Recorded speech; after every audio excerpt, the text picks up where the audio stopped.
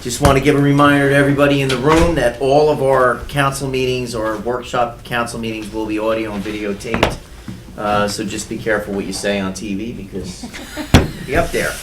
So let's have a roll call, please. Mayor Napolitani? Here. Councilmember Chair? Here. Terry? Here. Okay, we're going to start off with with Zach Levy, who is going to be giving us a presentation on Project Unhoused. And Zach has met with me in the mayor's office a few weeks ago, and I have to say he's got some really good ideas and really wants to help out people that don't have anywhere to live. So Zach, I'm going to open it up to you if you want to stand up. Camera's up there, and do your presentation, sir. And thank you for coming in, Zach. Go up Appreciate there, it. Zach. Over here? Yeah, better view. Mayor, do you mind an additional camera? No. Okay. Good afternoon, council members. Thank you so much for giving me the opportunity to speak to you today. My name is Zach Levy. As the mayor said, I'm a 16-year-old junior at High Technology High School, and I'm a resident of Ocean Township. So last year, I started a homelessness prevention initiative by the name of Project Unhoused. And I started out by just reaching out to all the incredible homelessness aid programs in New Jersey and pre-homelessness aid programs. I ask you to move a little closer to the table, please, because Here? I can't hear you. Oh, okay. I'll speak louder Mike, as well. you know what? Why don't you stay over here? Thank you. How about that? Sorry. No one needs to see me.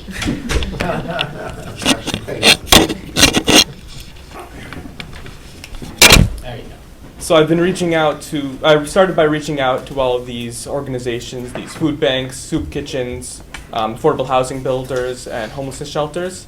And I just learned about their operations. The incredible men and women who run these operations taught me about what they're doing and just in general what life is like for a homeless person. And then from there, I worked with homeless shelters to interview these homeless people directly.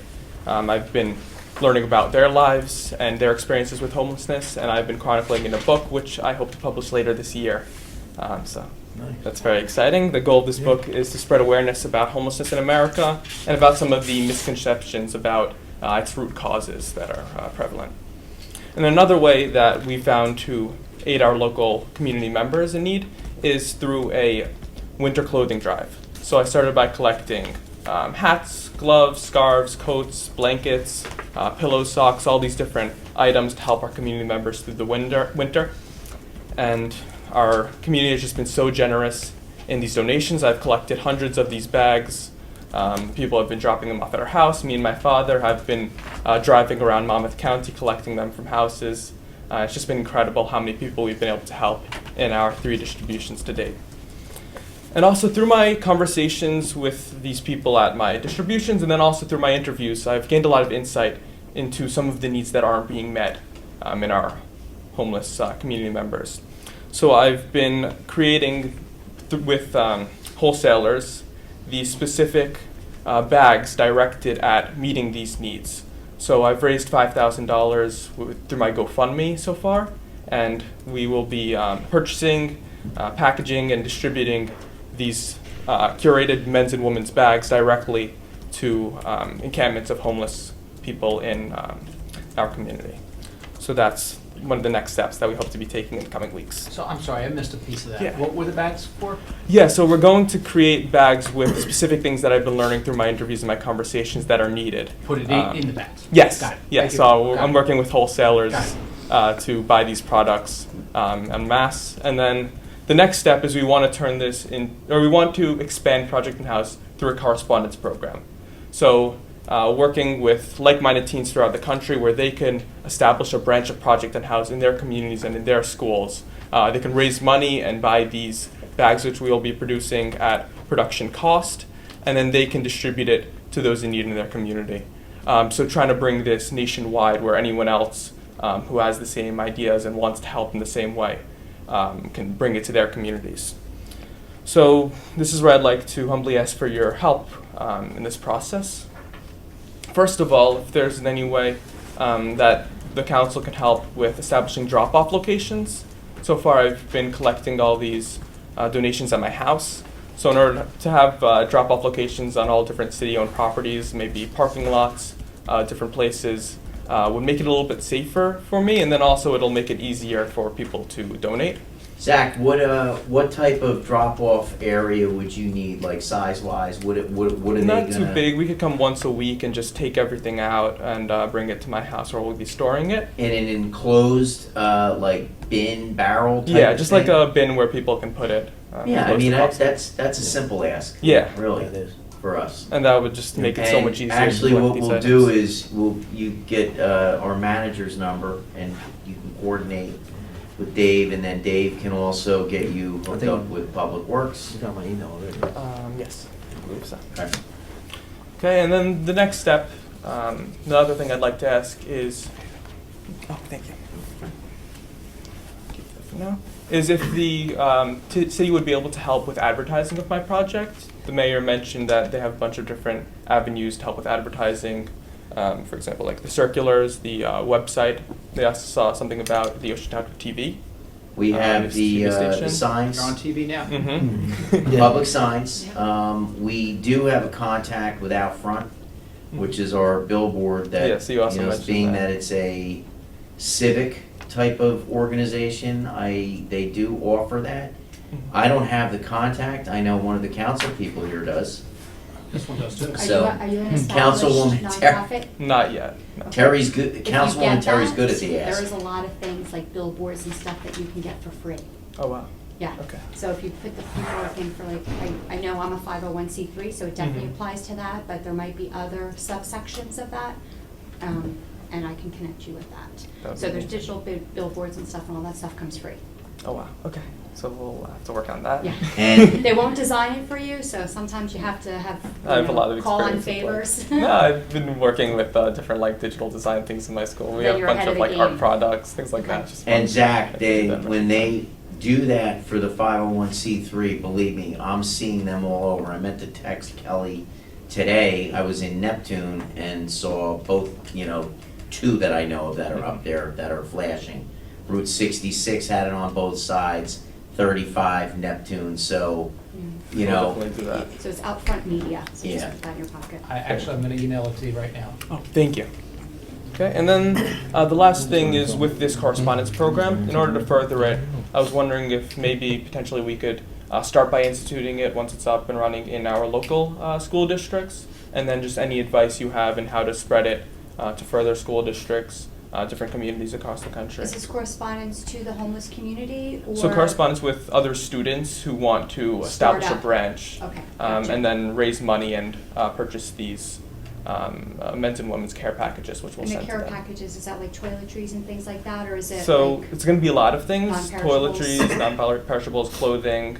Also, just like things that we've been learning in our interviews are needed. So one thing that we're going to do is like put phone chargers, because if someone has a phone, they might not have an easy way to charge it. So We a did power something bank like to that charge it. For the pediatric cancer parents. Mhm. At the hospitals, you'll find like if you hit up the hotels, they'll ship you boxes of shampoos, all that stuff. Got my pencil back. You knew you brought that here for me. Hotels are really good about doing that. Pediatric. Well, I run a charity for pediatric cancer, so we do Mhm. care packages for moms and dads that are stuck in the hospital overnight without a go bag. Okay. So we found that if you go to the hotels, they'll donate boxes of shampoos, toiletries, disposable razors, all of that stuff you can get for free. That's Because they great. write it off and they'll ship it to your house and then you'll just have to package it.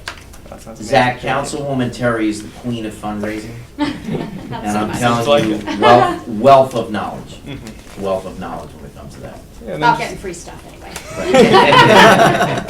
so yeah, that's And twisting a few arms too there, Yeah, Councilwoman. yeah, a few asks, yeah. So that was really it. If you just have any other advice, any questions, comments, thoughts. I have a question and maybe an offer. So, are you looking to? Is this Shark Tank? Yeah, that's what I was going to say. 10% equity. He's fine. Didn't even do that on purpose. No licensing fee. No, royalties. Now I lost my train of thought. The bags that you're talking Yes. That's what I was trying to do. So, I do Meals on Wheels, and I met somebody that was doing it with us in Ocean, and she approached me and said, Rob, you know what? Back in the good old days, you used to have plastic bags when they delivered food for you. And now you get all these cloth bags. And you can't recycle them, you gotta throw them in the garbage. So she said, can we do something with it? There's probably thousands of those that could be donated to you. Now, I don't know if you're looking to, put advertising on it, or if you're looking, but they're already there, and we were trying to come up with what could we do with them. So I was trying to think of something that rhymes with bags, but, we could do bags for, a project on unhoused, and we could collect those as well. I don't know what your thoughts were or what you were gonna do with the bags. If you just need a bag, these are all the nice cloth bags that you get from Walmart or any of the food town shop, right? Yeah. It's a great idea. Where would be a contact in order to do that? Rob?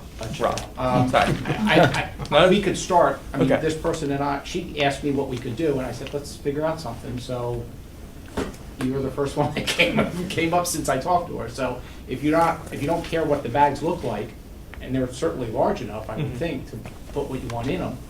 So one of the other ideas was that we heard if people receive things, they may not always have a place to store it. So having just a big backpack that you could always have on you to store your things might also be good. So depending on how these bags look, those might be good. And also just to have bags in bags that these people can carry around, shopping bags filled with items that they might not have been able to carry otherwise and would have had to hide, and it risks them being. Curious of the size of the population for the homeless community, and you hear of the tent cities and stuff in Neptune. But what have you come across? I mean, I think maybe awareness that this exists is kind of important to get out there. Yeah, so we've been doing most of our distributions in Asbury, and we just set up by the train station 2 weekends ago. We've been doing it every other weekend, the distributions. So we set up, and within minutes, just a dozen people were over, and we went right by the train station, and someone who's with us, who we've been doing the distributions with, went over and got the people who are sleeping there. Are you aware of the tent city I'm talking about? Yes, Okay. yes, behind. I think there's two by ShopRite. The ShopRite. Mm-hmm. Okay. So yeah, I don't know for any exact numbers, but just whenever we set up anywhere, people just appear. Bring it up. Needed, yeah. Okay. Yeah. Is that all? I don't know if you mentioned the food pantry. Did you look into because we only have one food pantry in Ocean Township. Was there a need for more, or is there? I don't know. That's probably Yeah, out of your it's- scope a little bit. Okay. Yeah, I don't really know all those details. Sorry. No Where worries. people can come for free food? Yeah, where they can distribute from the one in Neptune. Fulfill. Oh, yeah. There's only one in Oakhurst, and I think it's by appointment, but I don't know if there's a need for more, since Food Town closed, is there a need for one in that area where people can access food? It's okay, for another day. Yeah. I've got some ideas that we should talk about offline. So let's talk, because I run a soup kitchen in Long Branch. Oh, wow. Okay. So we might be able to connect or work something out where we can get some of that food here to Ocean. Okay. Mhm. That's amazing. Yeah. Thank you. Okay, absolutely. Zach, great presentation. Thank you very much for I'm coming impressed. in Yep. and really raising awareness to something that's pretty important in our area, and totally appreciate you coming in and stepping up to the plate as a young guy, so it really shows a lot.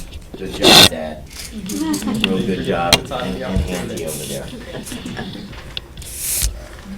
Thank you. Thanks for coming in.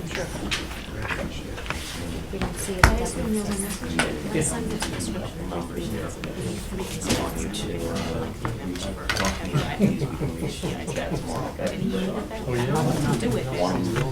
One dying. They get delivered with aluminum refrigerator. The ice box, Yeah. I just can't throw them away because people buy them. Right. Like somebody buys them somewhere.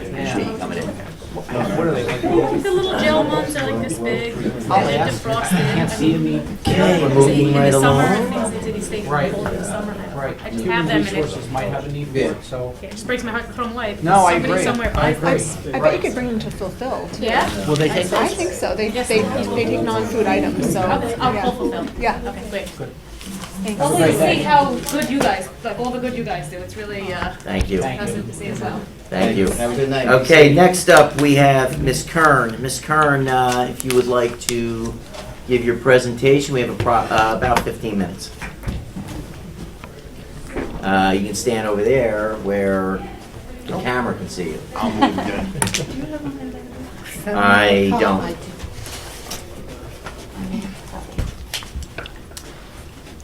Good evening. My name is Betty Marie Verna Kern. I'm a foreign born from Haiti, and I came to the States when I was 9 years old. I am a resident of this county, Ocean Township, my municipality. And I wanted to say thank you to the mayor, Mayor Napolitani. The other day he met with me and he was respectful.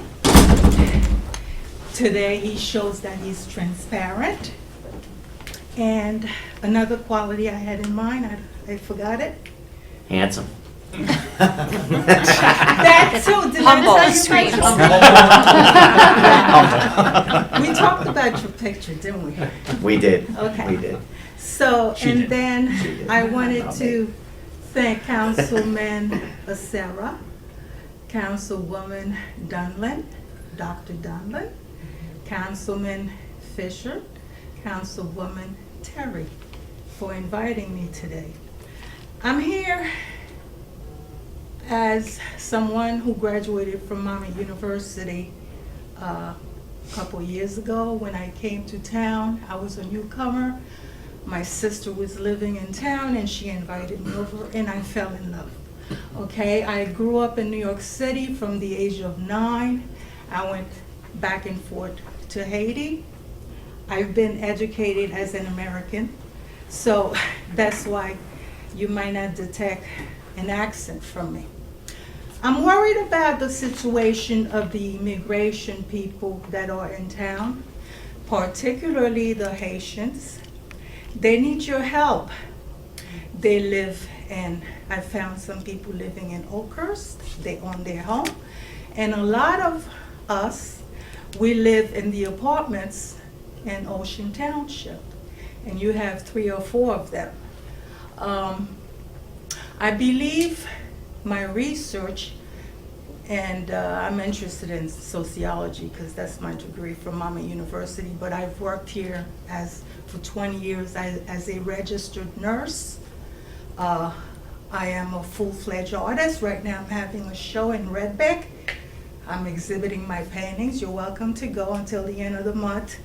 Hours are Tuesday to Saturday from 12 noon to 2. I have one painting with a group, jury show.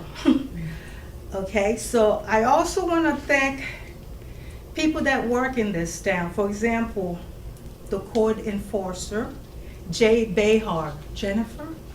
I believe she came to my house.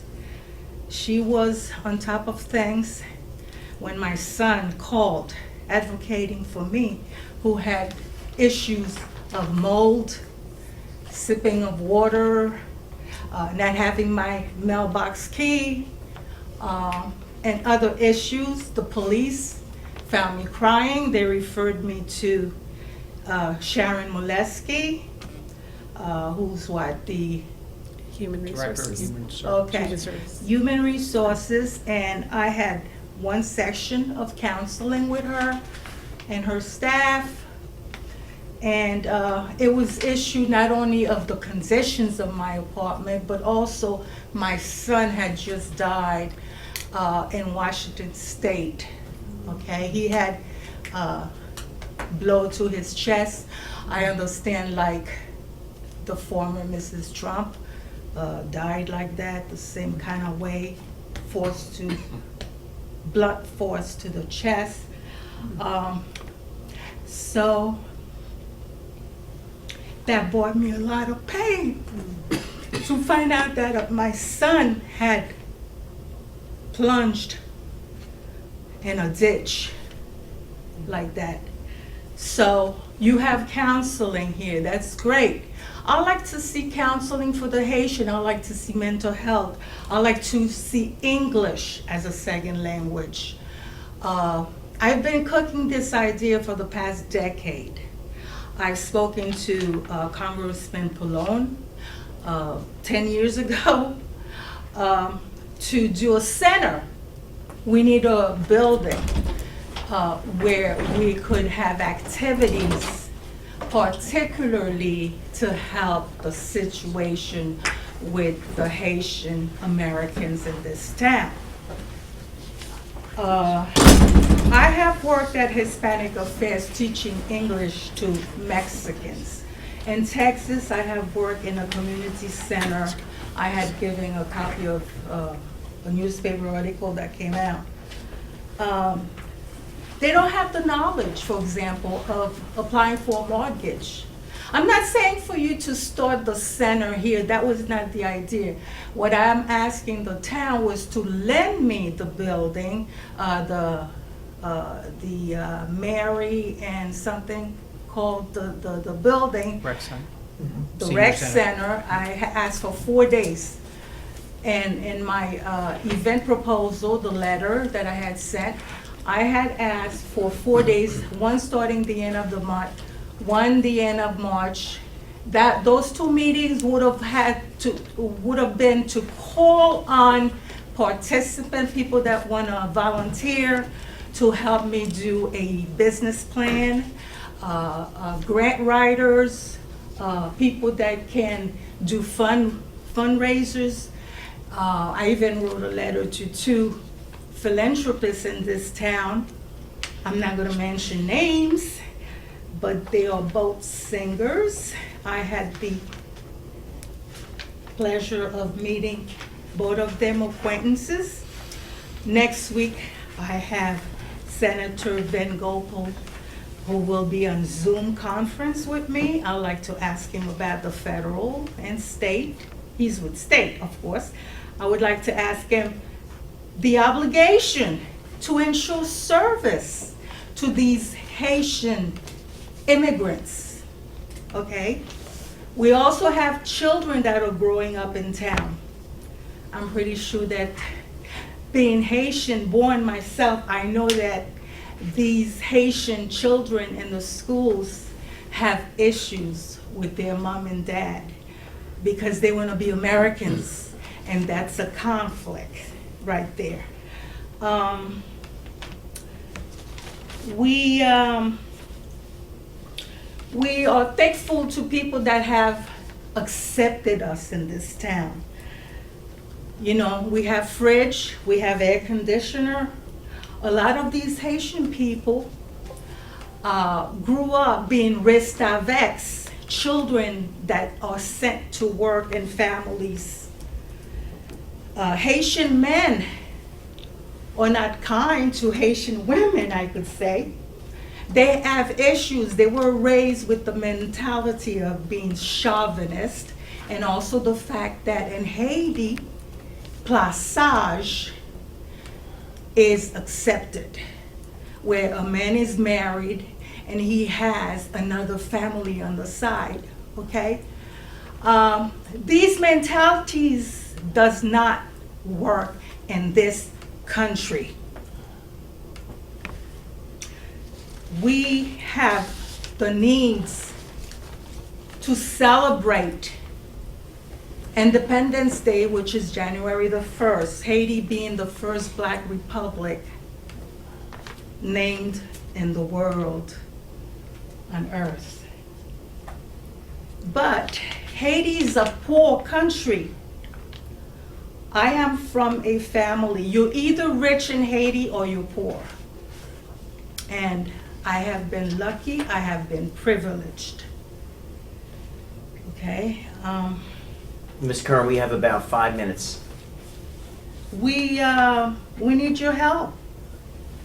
We need to have that moral support. We need to know what the government can do for us. And on my own, I'm trying to have people come together where they can help me raise the funds. We need a building.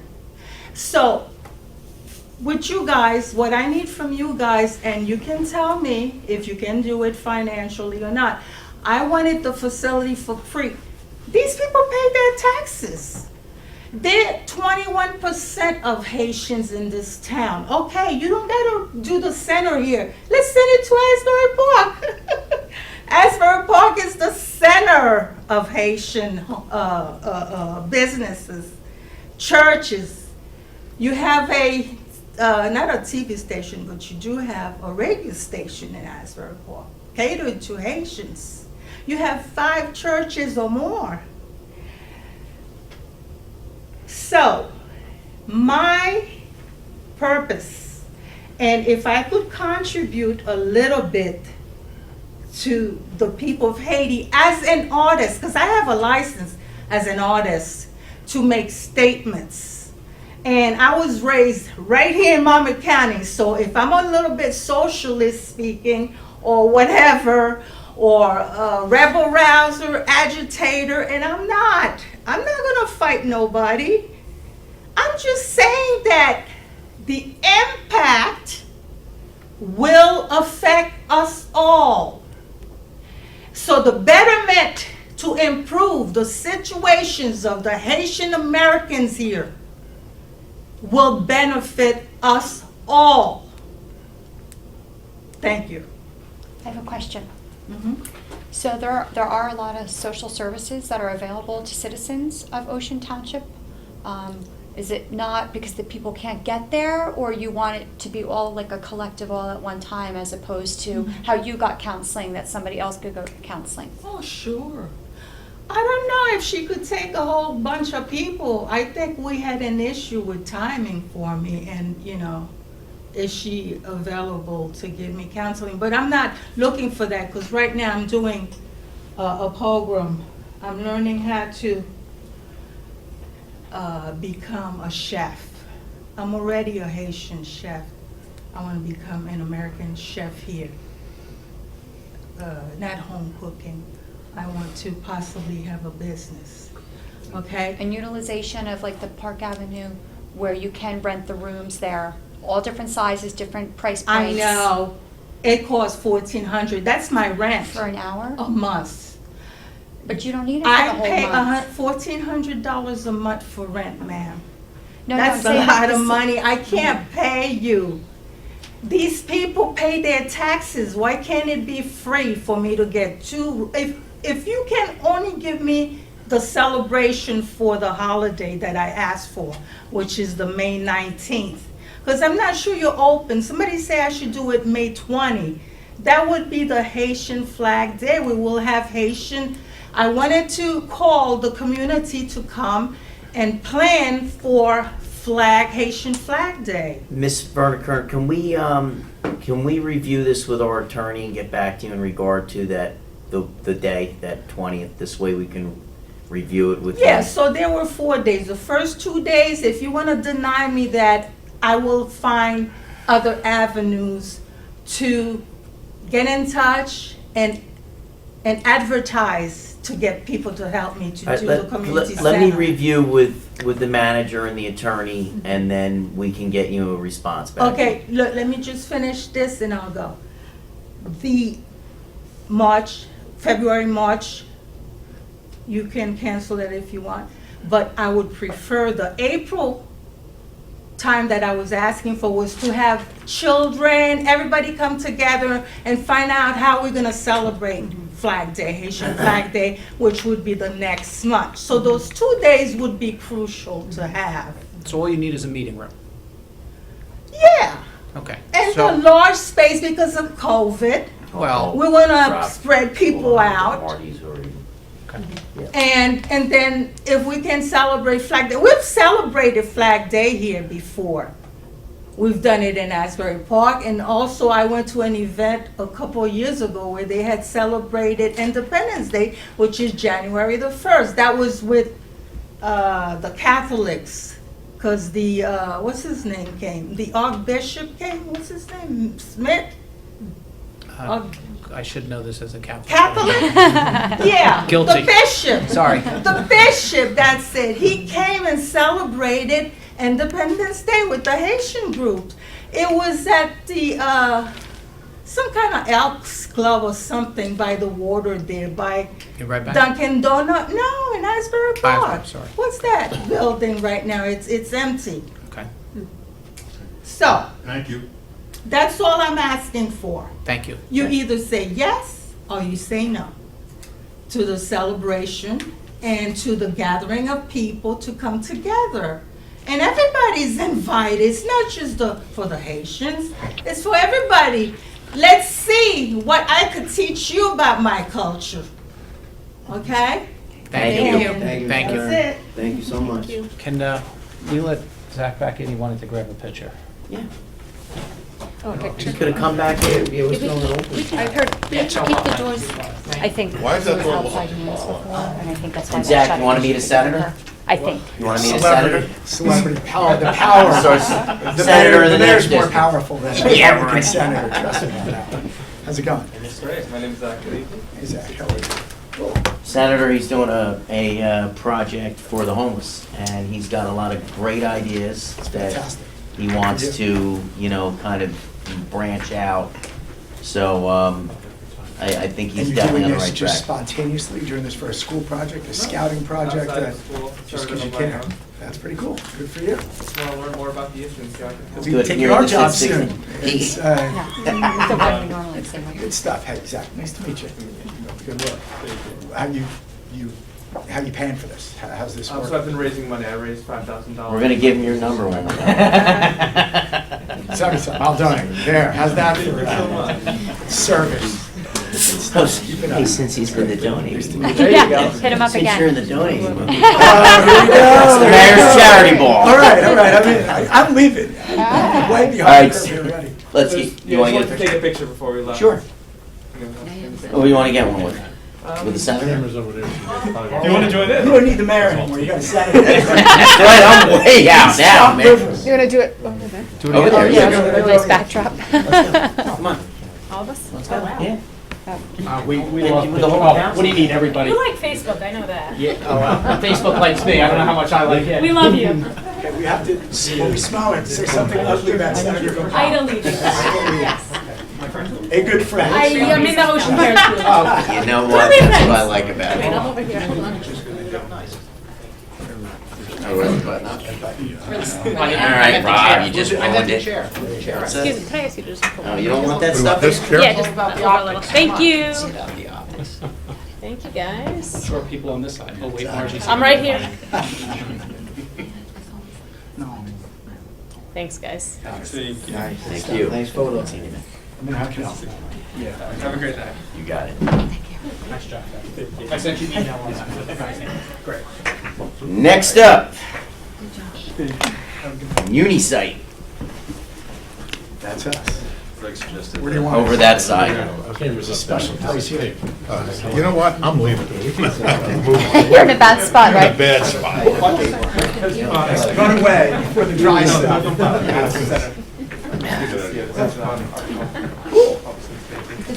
Good stuff. Nice meeting you, Zach. Young people, give it down. That's, Nice, right? Change of pace. where do you want us? How do you want us? You're there. Right here? Okay. It's okay, it's okay. Okay, just make sure you know.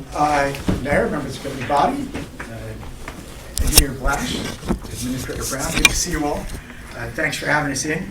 My name is Declan O'Scanlan. I'm here not wearing that other political hat tonight, but wearing my professional hat, the real job. I have my partner, Matt Watkins. We have a company called Unisite, and we are cutting edge of the 5G equipment that is going to be coming to all of our towns during the next year and a half. Real quick, I've been in this business, the wireless infrastructure business, for over 30 years now, which makes me much older than I think I should be. We now no longer light the sites with torches. We actually have electricity to them. I got into the business because of macro, big cell towers. When I joined the governing body in Little Silver, one of the very first issues I had to face was the setting of a cell tower there.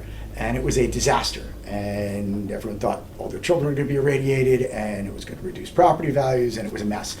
And I knew nothing about the industry. I learned a lot in that crash course.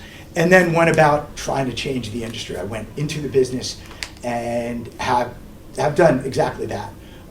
The carriers at that time would come in and try to steamroll municipal officials. I started a collaborative effort, so everyone worked together to figure out where to put this truly ugly equipment, where it would be least obtrusive, where it could make some money for taxpayers, and we changed the industry over the past 30 years. I've been involved in hundreds of projects now. I think there's probably no one in the state who has more experience than I do placing this equipment on public property in the state of New Jersey. Again, hundreds of projects. When I got involved, we were building 180-foot tall, 200-foot tall towers 3 miles apart, and as time went on, we then, 5-10 years later, we were building 150-foot tall, 160-foot tall structures 2 miles apart. Now with the macro towers, the average height is probably 130 feet, but build them a mile apart. The next evolution is going to be 5G, and that equipment is going to have to be much closer to people. Thank goodness, the equipment is very low power, which necessitates more sites, but it's low power, and you're lower, much lower to the ground, more like the height of telephone poles or slightly larger telephone poles. The federal government has, like they do with macro structures, the big cell towers, has made a pronouncement, we're all going to have to deal with it. It's coming. The only way to keep our systems functioning and not bogging down, and we are victims of our own voracious bandwidth desires, in order to keep these systems running and not fall apart, 5G is going to be the next evolution. You're going to need sites. They're small sites. They're very low power sites, but you're going to need them, depending on how you do it, every 100 feet or 500 feet. And there is a way to make it 500 feet rather than 100 feet, but that will require some action on the part of the governing body. And governing bodies, we're talking to people all over the state of New Jersey. We have developed a model ordinance that I think Greg has shared, that is the cutting edge. It exploits, and I say that in a constructive, descriptive way, not a pejorative, it exploits the areas within the federal pronouncements and gives as much power to the governing body, to your zoning officials, to your engineers as possible to decide where this equipment will be, what it will look like, et cetera.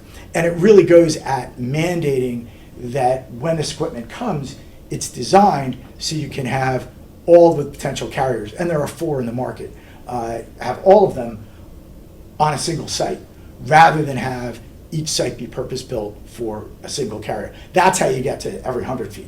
Or 3 or 4 sites on different corners of the same intersection.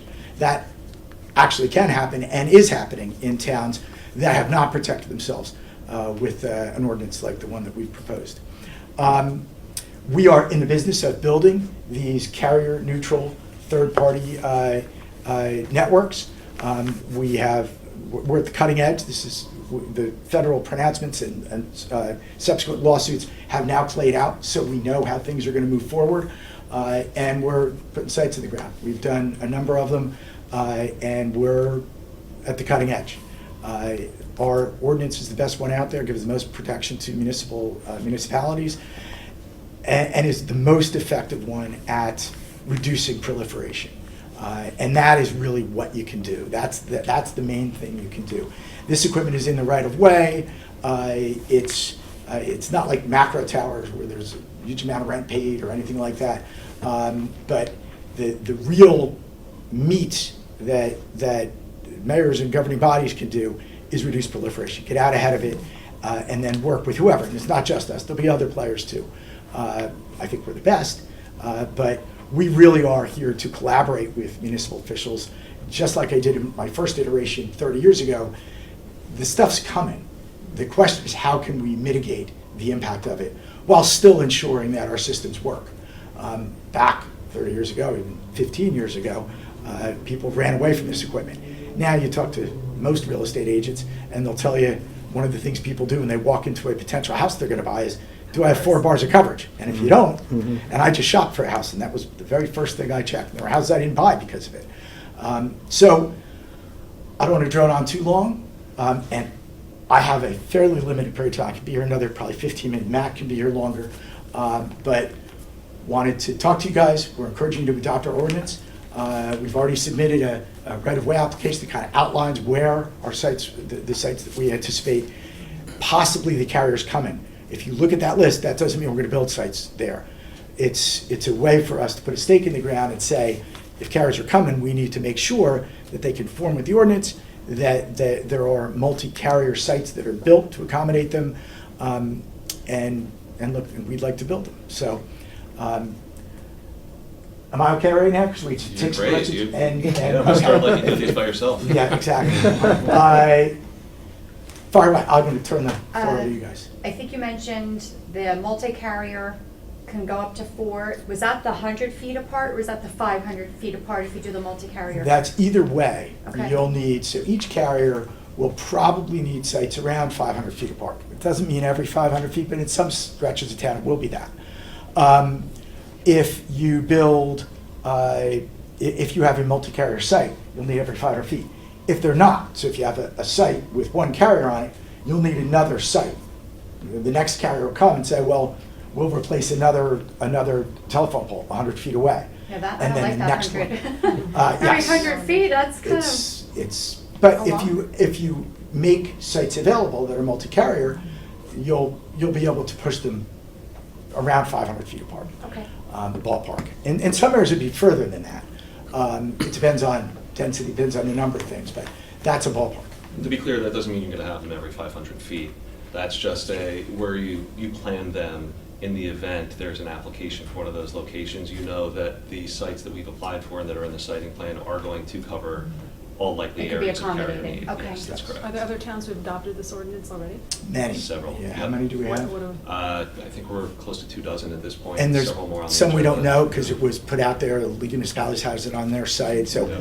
we walk into town sometimes and our ordinance is on the books, so it's being adopted by many. There's a couple of competing ordinances that some of them written substantially by the wireless carriers, that kind of hands the keys to them, and we're not here to confront them.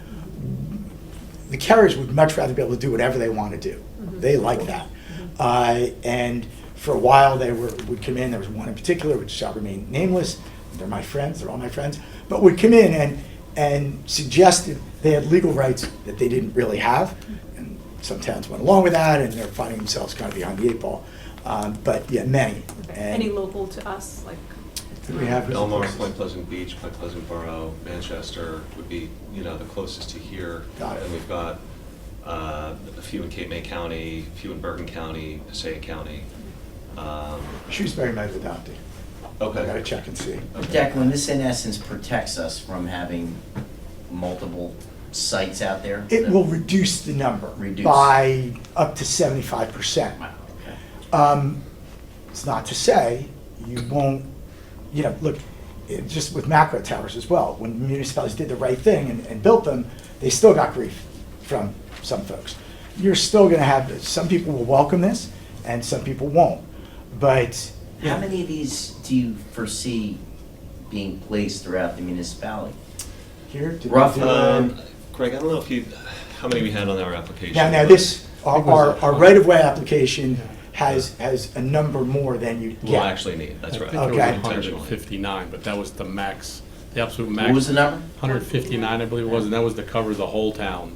Yeah, and so 500 the foot space. objective with densifying the application is to say that, we've put, as Declan mentioned, a series of protections in place, knowing the carrier strategies. I worked on the carrier side for 21 years. I know what the tactics are. I've sat through meetings where they said, what the towns don't know won't hurt them. I sat through meetings where they said, use this phrase technical incompatibility because it means whatever we want it to mean. So we worked with that knowledge to put these specific protections in place, knowing also that when we developed the siting plans, all these were actual areas of carrier need. And if you have one of the compliant multi-occupant concealment structures approved in a location, but not a block away, the carrier might just say, well, you haven't approved the location here, so I'm going to put my own pole, or I'm going to attach to a wood pole, defeating the purpose of putting aesthetics and multi-occupancy protections in place. So application is densified to protect the town, so that you get a uniformly designed structure wherever there happens to be a need at the time. It's not to deploy all 159 locations. And one quick thing about wood pole attachments. Originally, several years ago, the talk was they'll just come and hang these tiny antennas on telephone poles. You wouldn't need new structures. It's not happening. 90%, I'll bet, of the carrier applications are for new structures. Few reasons. And there's a few reasons why you don't necessarily want that. First off, the antennas are bigger and the equipment is pretty big. It's pretty ugly. Matt, you probably have a picture. I'll pass these around after. And I think we probably have a copy here for everyone. I do. So the power company, they don't want to host this stuff. If you've got a certain type of power line run, they say, sorry, you got to build another structure. The JCP&L hates this stuff and looks for reasons to turn them down. And most municipalities don't want it anyway now because the equipment's pretty ugly. Unless it's designed to go into a multi-carrier concealed structure, which is what we build and what the ordinance mandates be built. It's big thing. You could see what it looks like. And you'd have that on pole after pole after pole. So between the fact that it's really ugly and that the operators of the poles, the owners of the poles themselves, typically the power companies, they find reasons to not let it happen. So it's 80-90% of carrier applications that we've seen are for new structure. I think that's probably right? Exactly. So that's gone. The whole, we're just going to hang a couple of small antennas on telephone poles. It's just not viable. And then look, Declan mentioned we know a lot of the same people and various, people that are unique to each of us throughout the industry. And we've seen carriers continuing some of these tactics. Sure, we're going to put it in a concealment pole. We're going to put it in a multi-carrier pole. And then we happen to find out in a nearby town that the town was unhappy with their initial proposal, one carrier's initial proposal to put up single occupant poles with exterior equipment on an oceanfront stretch of 20 blocks. They pushed back a bit, and the carrier said, all right, we'll agree to put up multi-carrier poles. Fast forward a couple of months, and we were sourcing backup suppliers of our concealment infrastructure. And we received a presentation from a manufacturer that said, this is what we're putting up for this carrier in this municipality.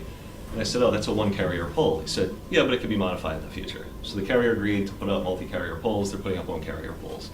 Because again, they think the towns are just not informed enough, and that's what we're here to help you with. And look, the carriers are our partners in many ways, and our customers. We have great relationships with them. And I don't begrudge them at all wanting to go their own route, wanting to build their own structures and not deal with the hassle of other entities being there. We are working very hard to make it very easy on them, and it's working out really well. We've had discussions with all the major carriers, and we're moving into a direction where this business model is probably the wave of the future that they will embrace as well. Our rates that we charge them are not usurious. In fact, they'll be able to come on our structures over time cheaper than their own structures, very likely, or as They are now, actually, yeah. There you go. So, and faster. And for them, cost and speed to on air are the big things that they look for. So, they are, we're competing in some of these areas. They are our very good friends. 99% of the people involved. So, I should say that we get along with them very well. Yeah, to clarify, so the carriers, the development teams, the teams responsible for deploying these sites, the teams that have the goal set, X number of sites in a particular municipality to cover a certain number of POPs by a certain time. Every single carrier, those development teams we are in regular communications with them. They are very much in support of this model for the reasons you mentioned. The examples I'm giving when I'm talking about, a municipality and a carrier being at, in an adversarial relationship are largely due to carrier lobbyists and, corporate level attorneys who are, their objectives are to, well, that's not to malign attorneys, it's just generally that they're tasked, on the carrier side, they're tasked with removing all obstacles, and that's why, the carriers were very much behind the legislation that was defeated a couple of times at the state level, thankfully. And but the development teams love this model. And Declan mentioned the cost and the speed to market. So we happen to know, and I'll just for example, carriers deploying a single carrier decorative pole, they're running in the $50,000+ range per location. We don't have 100-person radio frequency teams at Muni Site. We don't have massive overhead. We are very lean and we're fast. So our cost to deploy a 4-carrier pole is around $40,000. So we reduce the carrier's costs. Their capital contributions drop from $50,000 to deploy on their own, plus 6+ months of due diligence, permitting, design work, et cetera, power coordination. We do all of that. They just come plug and play, and they're getting charged, depending on the type of utility routing, $20,000 to $24,000 capital contribution, and a very, very low rent compared to, it's barely over half of similar competitors. Quick question. What are the questions? Sure. What does Muni Site do? I understand the ordinance, reviewed it, it's a smart pole, basically. What do you guys do? We operate the neutral host multi-occupant infrastructure. We build, operate, and maintain. lease to the end users. So basically, I guess you're looking for a monopoly over the township in terms of who gets to put the 5G and where? Not at all. We're we're looking to help the town to the best extent that we can, make sure that they're able to accurately predict what the designs are going to be, where the locations are going to be. Once the ordinance is adopted, anybody, any carrier, any qualified applicant, neutral host, infrastructure provider can come in and apply for the same site. So much like, if Verizon came in and applied for 10 sites that we wanted 2 days before, 2 weeks before, 2 months before us, we couldn't occupy that space at the same time, right? They would have it. We're applying for the space ahead of time, knowing where the carrier's eventual needs will be for the benefit of the town, first and foremost, for the concealment and reduction in proliferation, but also because it gives carriers, it really facilitates their deployment plans a lot faster. It gives them a faster route to deploy more sites for less money. And other folks can come in and apply. You might find another entity like us come in and map the town differently and try to say, sorry, where they have chosen to try to anticipate doesn't work. We've got dozens of sites or maybe more splitting the difference, and they should abandon their sites. That could happen. But look, we're doing our homework. There are other folks like us out there in other towns where we can't go in, or where we'll go and split the baby and make a better case. So ultimately, if towns want to be able to have control as much as they possibly can over the aesthetics and locations, you need a structure like this.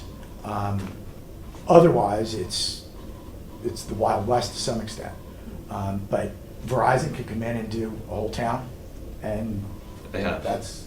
So that can happen. The question in terms of the timing of it, it's not first come, whoever gets in first or applies first gets the approval, that's it? To some extent, it is, yeah. Now, there's a lot of places, so you're not going to have anybody monopolizing the industry statewide. That's not going to happen. Verizon will be in places, other carriers will be in places, other folks like us is an operator that's out there doing some of this Declan, work. once that, for example, you get a spot space at 159, let's say you get, all. Does that mean that they all now have to go to you, Verizon, T-Mobile? Unless they have a mapping reason to go somewhere else, if they Okay. want the spaces that we have, So in other words, this anticipated- would lock them into having to use you, but then the other 3 would have to also. Yes, Instead of us having 4 poles, now we would have one pole. yes. If they want the sites that we've mapped, they could come in and say, well, no, these 80 of your 159 don't work for us. We need to be over here. And they have to prove that, because the ordinance says they have to prove that. But then they can do it, if they can. And If they that's- can prove that the ordinance, That your the poles, ordinance your with the multiple If poles they would prove work for them. the sites that we have said Based are on not the compatible. ordinance. Exactly. Yep. They could go somewhere else. Yep. And then it would be very likely that the other carriers, then you would be pushing the other carriers to go into that location as well and abandon our sites. We're okay with that. That's- So we're not basically, gonna you do put a heat map together, for lack of a better term, right?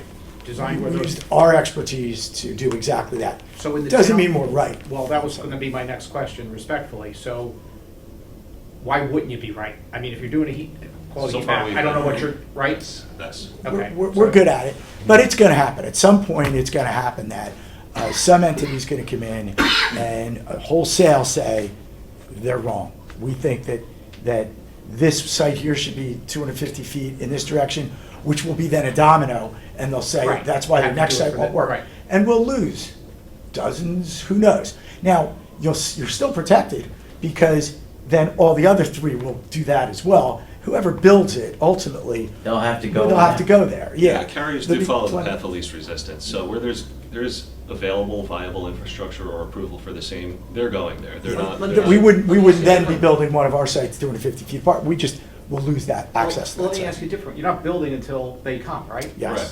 So, am I missing this? Why wouldn't you just move it to where they may want it? Well, if a carrier comes in, or another entity they like want us says, we think we're gonna second guess here, and look, there's towns where we might do this too, by the way. And they come in and say, well, sorry, you're wrong, we gotta be 250 feet over here, which is not with 5G is a significant difference. But under your ordinance, it could be doable. But they would come in and say, no, sorry, you're wrong. They would demonstrate why we were wrong. You would approve that, because they're not coming to the site that we had reserved. But my And point is, they'll wait, move forward. stop there. So you got this site reserved here. They say it needs to be 250 feet away. Why don't you just move your site and accommodate? Well, no, because they've were filed the ones that said their they own wanted it. application. We can't go and steal their location. They have then filed their own application. There's a Yes. plan, So- there's a Yeah, no, planning, that's- how that's big what- are the Hey, sites? that's capitalism. I guess. About 42 feet. Generally, It is. FCC refers to a small wireless facility as something that's installed at 50 feet or below. So we found the sweet spot for carriers, stuffing multiple carriers into one location is 42 feet. I meant the radius around wherever that, your pole. So the pole diameter itself is 24.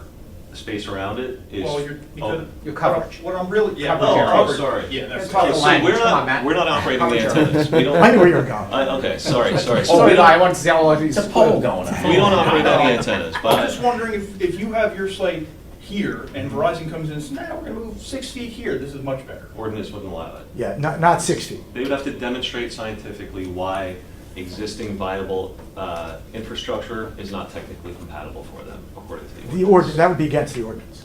Because there'd be absolutely no reason why they couldn't use an existing site that is, within probably 100 feet. But they could, 250 feet out, they could try to do that. Generally, these And sites, the millimeter wave 5G that we're aiming to stop the proliferation of, anyway, to the public's eyes, is depending on foliage, topography, infrastructure, they're transmitting 300 to 500 feet really before any dissipation. So, yeah, I'd say if we're 500 feet apart. And what happens if Verizon, you can't come to a financial agreement with Verizon or whoever the other carrier is? We can. We know, we're already contracted, we're already contracted with them. We've got contracts with them. We know exactly what their cost structures need to be. And it allows both of us to operate happily, them at a tremendous discount from what they're paying otherwise, and us, to stay in business. And look, What it's, about the other carriers? Same thing, like I said, we've got very good relationships with all of them, they're all in support of the model. One other thing that I think this ties into is why not just build it why not move it to where we know they need to be. We know they eventually need to be in these locations. It doesn't mean they need to be there tomorrow. It might mean they need to be there tomorrow, but carrier budgets, and I know this from my experience working on the carrier side, you can have, be responsible for macro sites in New Jersey as I was, and the beginning of the year, January 1st, you've got a 100-site build plan. Second week of January, you've got a 0-site build plan because the budget was shifted to fiber. Third week of January, you're back up to an 80-site build plan. That's how these things happen. So the carriers are not saying, we need every one of these sites, let's build them now. They simply can't do it. So we're going in advance and saying, look, this is definitely going to help the carriers because we'll have viable uniform infrastructure in place when they need it, or the right to build the same. and it's also going to help the municipality by creating that uniform design, that concealment, and the drastic reduction in the number of poles. And that's part of the other benefit. If you have a relatively comprehensive plan like ours, you kind of know, and Greg's looked at these, do we need to shift them here or there, 100 feet, 200 feet, and then move the others around, you know.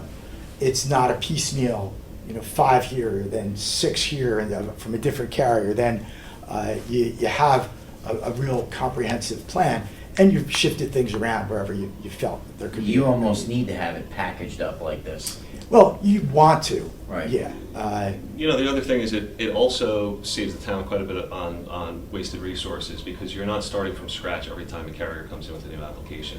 As soon as we have our approvals in place, they know exactly what sites are available. I mean, we are actively informing them, these are approved sites in XYZ municipality, are you interested in any? They'll come back and say, we want these 2 by the end of the year, we want 10 of these next year, and we're probably budgeted for a few more the following year. That's how far in advance we know this. And those numbers will change 12 times. They will change, yeah. Yes. Just And there's no risk of going more than 4 super carriers? So we can actually expand. So what we're actually constructing now, we call them 5 carrier poles, but it's really 5 technology poles. So most carriers are using these for 5G millimeter wave technology. Some carriers are using them also to densify their 4G networks. The likelihood of you having every single pole occupied by 4 carriers with 5G plus 1 with 4G is low. Yeah. You're going to have some overlap, but it's not going to be 100% overlap. But you're not going to have, if your question is, could we have a 5th major carrier enter? Yeah, coming in out of no It's- man's land, yeah. and now we can't accommodate that service at all. Not likely. The market has shown, I think, that 3 to 4 carriers could be sustained by this market, as we've seen. So you have the big 3, T-Mobile, AT&T, Verizon, Sprint folded into T-Mobile, but the federal government said, well, we want to try to have a 4th carrier, and they created Dish and their opportunity.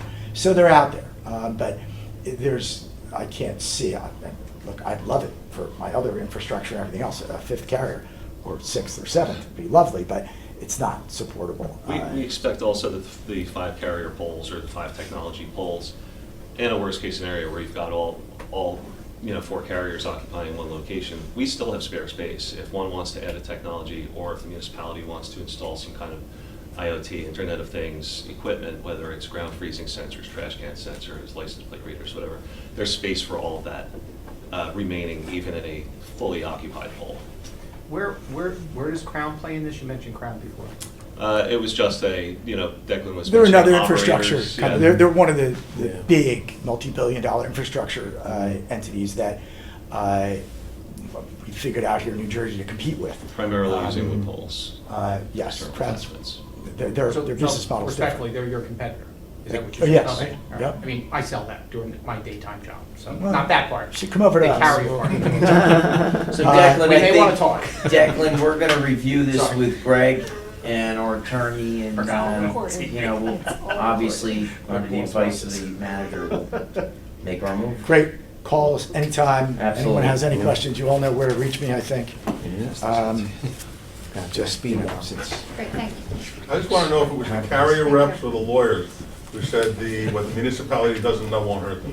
That was not that, So that was the other people that they was talked a to. carrier development manager, but it was the carrier I want to make sure it wasn't a attorneys. lawyer. It was the carrier attorneys who.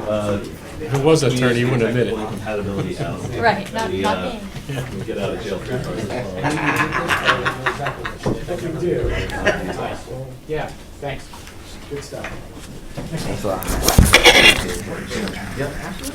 Just another, Are you Guidance. serious? Other than Sayreville? PSE&G, that it was a murder-suicide, not related to the same town. Yeah, but a totally different different. Yeah, situation. totally Oh, sign up, I didn't sign up. Look forward to, call me on this Where is stuff. that? Could you What guys town? question? Oh, sorry, I didn't sign up. It No, it's right here. Thank you. Oh, did, Franklin Township. Oh, sorry, wait. this one? Yeah, Franklin Township. That one you don't have to sign, that's the one that Oh, you're you're reading. reading, okay. Right? Thanks, guys. Yeah, absolutely. Thank you so much. All right. Thanks very much. Thank you. Yep. Appreciate it. Greg, go ahead, you're up. after the fact, not before the fact. In other words, you say, okay. This is still right, public. You know, you come in and say, we want these guys, now they do it. Still in. We're kind of, short on time, so Greg, whatever you want to do to trim that. I'm gonna blast it through. Let's blast through. Okay. Limit Rob to his questions. Go ahead, kid. I have questions today. Oh, boy. Uh-oh. Oh, no. Rob Jr. I don't have my laptop, but. Okay, item 1, the Joe Platt Park last phase of paving, waiting for the CFO to confirm we have funding. Item 2, speed bumps, same thing, we know the money, we need $7,500, we've asked the CFO, he's just confirmed, we originally told him it was 25, but I reduced that to 75. Once he gives us that approval, we'll order those and put them in the springtime, in the 3 locations we talked about. Next thing, the striping, I got the list from the police department, we got our approval from the county in a kind of roundabout way. They gave us an email instead of a letter. But we have that, so we merged the 2 things together. I had budgeted $40,000 in my request when I sent it into the CFO for striping. With all the police stuff and our stuff, we now need 80. So I'm gonna go back because it doubled. I mean, essentially, I was just covering what the bike lanes were and the things that we had to do. So I'll go back to him and just see if we can adjust the budget to 80. If we can't, we'll just have to trim down what we do. Next thing with the bike lanes, we got approval from the county. We'll be putting those in the springtime. Whale Pond, that's 2 sidewalk projects. First sidewalk project, I'm calling the piece between Shadow Lawn and Deal Road. That was the easy crossing. It's not a stream. The other one was the stream crossing of Poplar Brook across Whale Pond. So we're gonna go with the first one. We have the money to do that now. We requested funding through CFO to put in the budget, so we do the next one next year if it's funded. Okay, you just heard the 5G stuff. 1001 Wicca-Pecca, we should be ready by the end of February, early March to put that out to bid. So that's coming pretty quick. The architect's just about done with everything. South Edgemere, the JCP&L is supposed to move the wires tomorrow. They already put the poles in, moved half the wires. They're supposed to be here tomorrow to finish that. And we'll get the other 2 utility companies and right behind them. Our contractor should be ready to go by he's already ready to go, but he should be in there by hopefully mid-March. It should only take him about a week to do the work, just so you know. Pond dredging, we had a rather large meeting the other day. We had the commission in, the Deal Lake Commission, the Deal Lake Watershed Alliance, Margie, Dave, engineers. myself, and they had an environmental person, company there. Bottom line is that they found out about our project and our dredging project, but the bottom line is from our point of view, I think we have too much dirt to take the dirt out of the 3 ponds. So we kind of gonna have to lose one. I suggested losing firemen. Main reason I suggested that is because it doesn't have any direct impact on residents. The golf course is the golf course. I think we have to do that one. That's the host facility where all the dirt's going. Then the other one was Snell's Pond. All the residents around there are expecting us to do that dredging project. Firemen's is kind of in the middle. I just have to confirm the amount of fill we have to match to make this clean fill. So that volume is gonna put about a 4.5 foot rise in the area that we're looking at. It's about 1,000 feet long by about 60 or 70 feet wide. So it's quite a big amount of dirt. Alternative is looking for alternate sites for the Yes. dirt placement. So we got if a we want to couple do of- Fireman's Pond. Yeah, we're looking at a couple of those. We'll probably talk to you, depending on some things, things go with some other applications. So, and pardon me, I, without all the testing that you did, so some of the dirt's good, some of it's not good, but. All of it's bad. All All of of it's it bad. has to be mixed with clean stuff to bring it below the standards, cleanup standards, and then we can reuse it. So people, to your point, alternate sites, people wouldn't want to buy that because they got to mix it with something else, so it's. Yeah, nobody would buy contaminated Got it. soil. Yeah, it would just be just a kiss of death. Got it. You know, I mean, I'd love to sell it to them, but yeah. Then we could do these things all day long. Next thing was Gates Avenue. We've got the deeds. Jennifer Krimko merged the 2 sites, solved my problems, so we're moving forward with that. We have the description, so probably next meeting we'll adopt that. I think it's on this. It's on this. It's on this one, okay, Yeah, I then, think yeah, I that's have ready the to other go. ones. I had a question. Marty was good, Matt was, sorry. Yeah. Matt was good with it? Yeah, they solved We the just didn't have problem the with landlocked. description on. Yeah, we'll attach the descriptions to the back of that, we're good to go. The last thing I have is 1515 Logan scheduled to be on the planning board meeting the 27th of this month. So we should be good there. Nice job. Okay, thanks. That's all I had. Cal? I think I had a question on the gates. On the what? The Gates property that you had Gates just Avenue, mentioned. the vacation at Gates Avenue? Yeah. So how much property is that? It's off the top of my head, I don't remember. I think it's only probably about 800 feet long by 50 feet wide. It's just the road right away. It's something that was a paper road we never built. Because we have declined vacations of paper streets in the past. I just was wondering why this one's different. The ones, as far as I know, the ones we declined were usually the ones that I recommended not giving away because it has access to the lakes. And that's how I would get to a lake to clean it if we have a dredging project or a cleaning project or we need to get into it. I'm going back in this time. one- Yeah, but, yeah, well, we actually gave a couple around the lakes, but we kind of stopped doing that for that reason. Unrelated to lake. Yeah.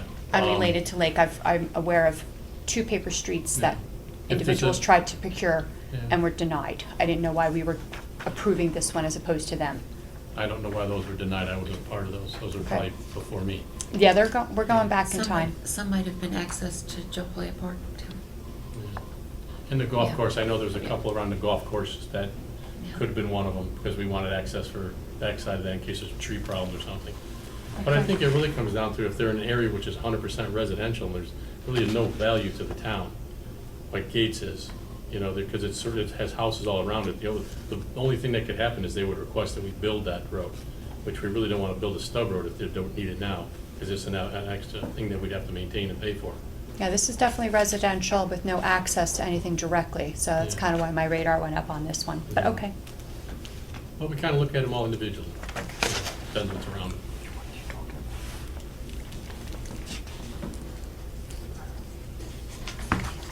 Anything else? An agent for the, it's one of the resolutions, I think it's 23049, roles and responsibility of that agent that's working on the affordable housing. That's not for Greg. Oh, that's not for Greg, so just for, Unless he wants to answer it. I don't want to. He knows about everything. yeah, you do seem to know about everything, that's probably why I brought it up. Sworn.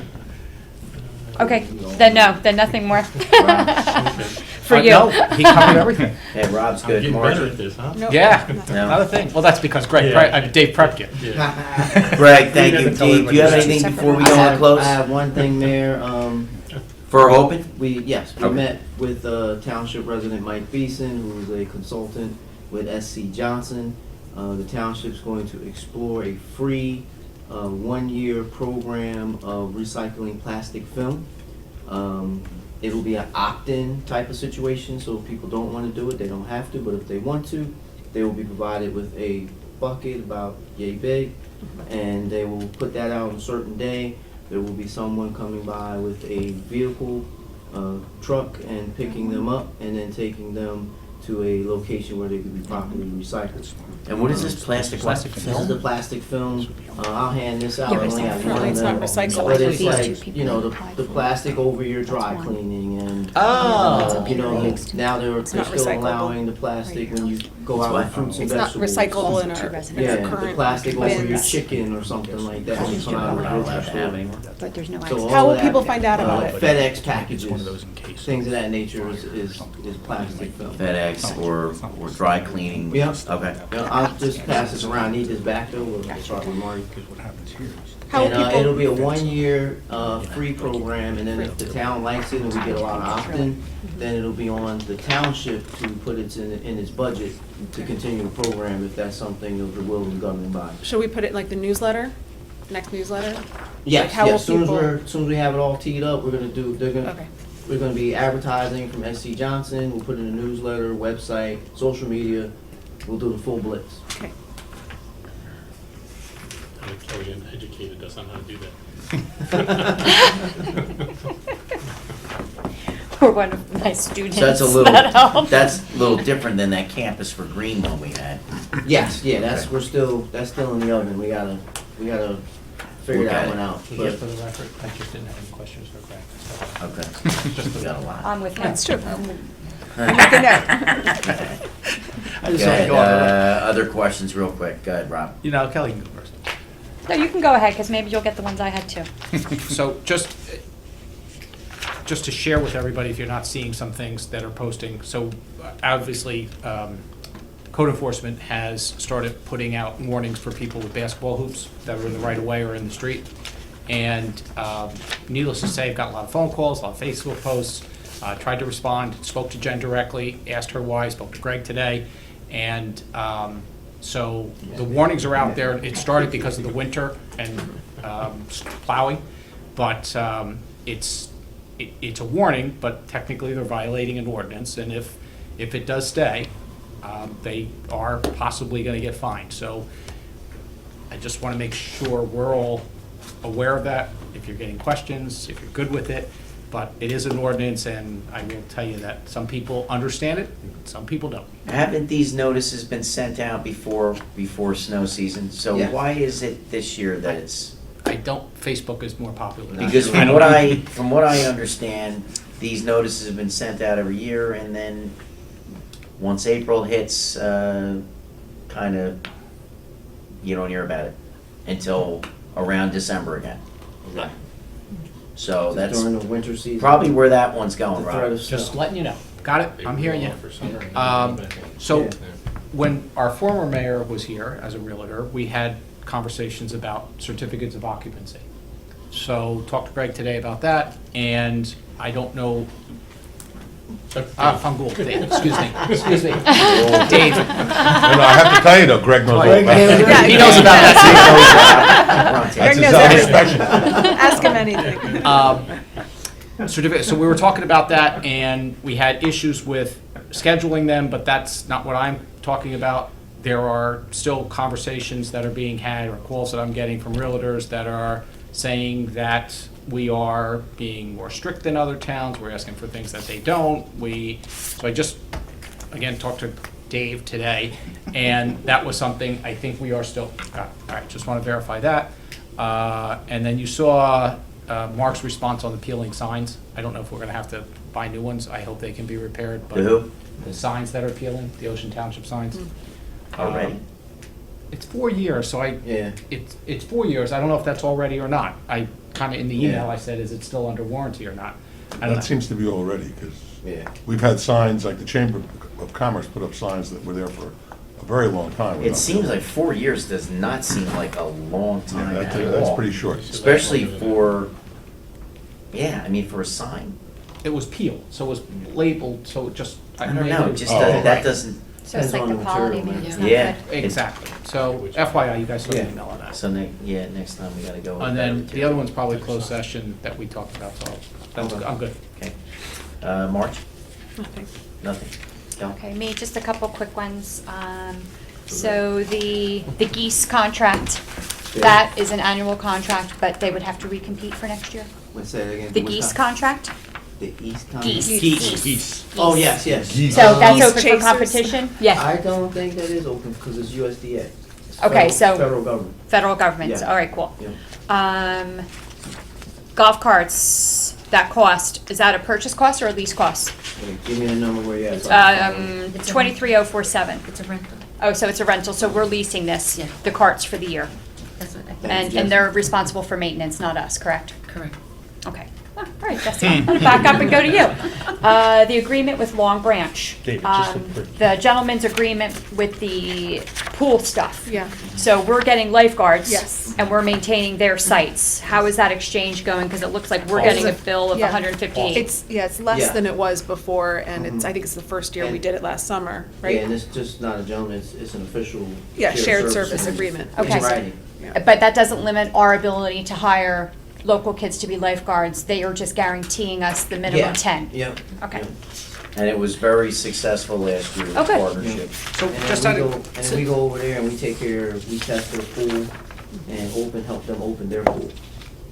And they give us certified lifeguards and they pay their salaries. Exactly. So just to follow up on her question, would we hire them, or would we point them to Long Branch and let them hire them, and Probably officially go through Long Branch. that's what I thought, okay. Yeah. Okay. All right.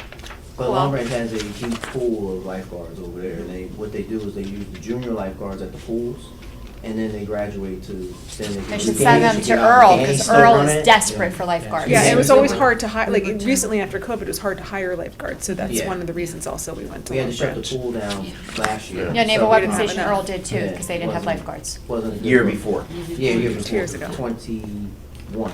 Yep. Okay, I'm assuming this is a normal, the administrative agent for the affordable housing units. CGP. Thank you. I forgot about Yeah. that one. That, I did have a question on that too. Roles and Have we responsibilities done of that this before? person, and will Yeah. that address the concerns that we have at that one site? Weren't there, That's weren't not there their job. complaints? They- That's not them? Yeah, that we would address those, which we've done. Okay, You know, but they monitor the affordable housing, marketing, advertising, and making sure that the rents are at the level they're supposed to be. That's Okay. their job. Yep. and, And that's by law, you have to have that. the special Whole projects. cottage industry. The special projects, so 23050, those don't have to go out to bid. So the contractors that are here can, do special project work without any type of competition, and that's because the value is low? Those are the engineering firms? Yeah, Yes, because Small right now, pressure. they all have contracts, so we're just putting them back on, and they're also the conflicting engineers as well. okay. You know, and then what do we do here? We do what's called non-fair and open contracts. So they are not allowed to give any election monies to anybody sitting at this table. Oh, then I'm not gonna greatest approve it. law No. The greatest I law, know, the I'm greatest kidding. ordinance ever created. We have to be. I missed that. I laughing at her. Nominal fee referenced in ordinance 2412. What is deemed nominal? $1. Oh, $1. Duh. If I read a little further, I would have caught it. All right, that seems fair. That was it for me. That's the competition, Rob. Rob That's- Jr. no. We gotta go. He's passing the Might have to baton. beat Rob. I'm learning, I thought I'd kids. say that. Yeah. Good questions, though, honestly. Yeah, I'm learning. Good I'm questions. sorry. Okay. That's how you learn. Before we go, Jim, anything real quick? Dave Brown and yourself, I wanted to thank you for the Oprah you popped together for me a week and a half ago. Thank you for your work. Okay, absolutely. Thank you. Thanks, Jim. That was it? Appreciate that. Okay, whereas Section 8 of the Open Public Meetings Act, Chapter 231, Public Law 1975 permits the exclusion of the public from a meeting in certain circumstances, and whereas this public body is of the opinion that such circumstances presently exist, now therefore be it resolved by the Township Council, Township of Ocean County of Monmouth as follows.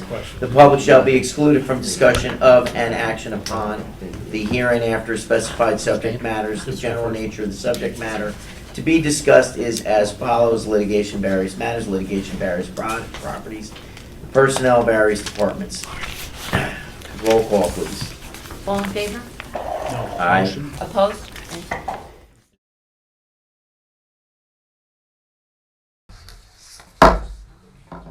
Roll call, please. Mayor Napolitani? Here. Deputy Mayor Donlin?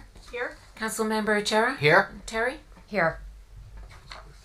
Please stand for a pledge of allegiance and remain standing for a silent prayer. I pledge allegiance to the flag of the United States of America and to the republic for which it stands, one nation, under God, indivisible, with liberty and justice for all.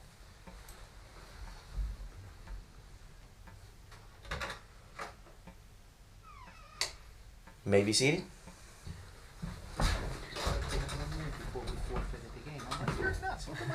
The notice requirements of the Open Public Meetings Act for this meeting have been satisfied. A copy of the annual notice was sent to the Asbury Park Press and the Coaster, posted in Town Hall and filed in the office of the Municipal Clerk on December 8th, 2022.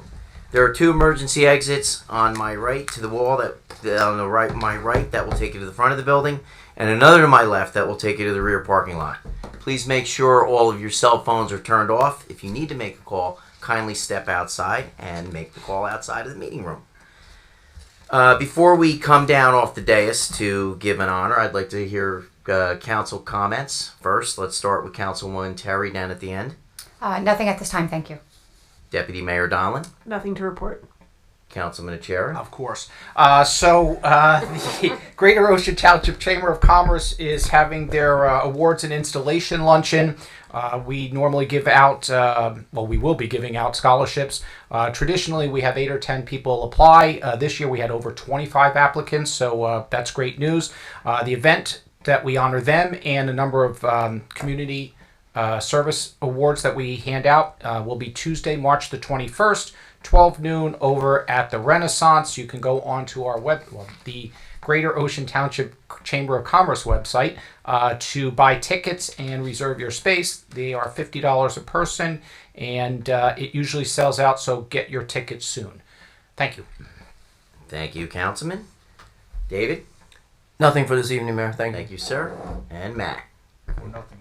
Well, that's beautiful. I love it. Real quick, just let you know that March 17th, we will have our St. Patrick's Day dinner. That will be held at the Renaissance. That's our fundraiser for the Community Celebration Fund and Community Hope Fund. Tickets sell out for that pretty quick. It's a real fun night. And then next up, we have the Mayor's Charity Ball, which will be held on May 6th.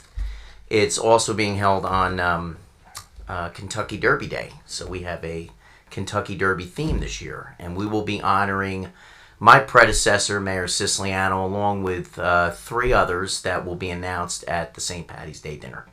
So look forward to seeing people at these events. Thank you. So I would like us to come down because we are going to be honoring a very special person this evening. We're going to come down off the dais. We have Art Skank this evening, Art Skank Sr., who turned 100 years old. So we're going to come down. We're going to honor this gentleman for his years of service. Bye-bye.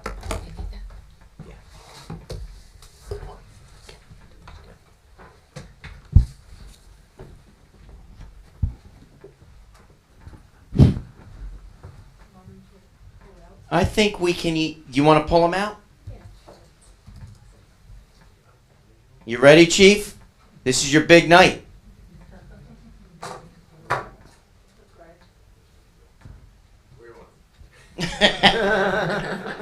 Where do you want? Poor guy, I swear. Let's bring him right up front so he can be right on camera.